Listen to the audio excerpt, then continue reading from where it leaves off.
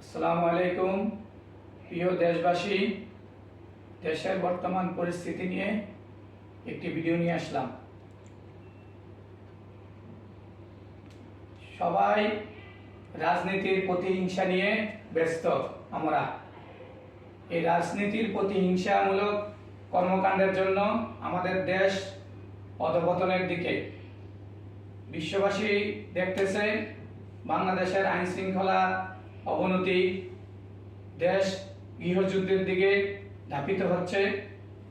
এরকম যদি চলতে থাকে তাহলে দেশ ধ্বংস হতে আর বেশি দেরি হবে না।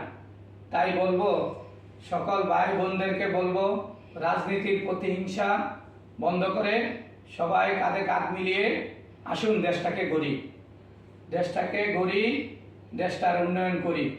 রাস্তাঘাট, কালভার্ট, ব্রিজ, খাল, বিল যেভাবে দখল হচ্ছে, অবৈধ দখল হচ্ছে, এভাবে যদি হতে থাকে তাহলে আমাদের দেশটা ধ্বংস হতে আর বেশি বাকি থাকবে না। আসুন সবাই মিলে কাঁধে কাঁধ মিলিয়ে দেশটাকে গড়ি, দেশটাকে ভালোবাসি, দেশের উন্নয়নে এগিয়ে আসি। ধন্যবাদ সবাইকে। যদি ভিডিওটা ভালো লাগে শেয়ার করে দিবেন। ধন্যবাদ।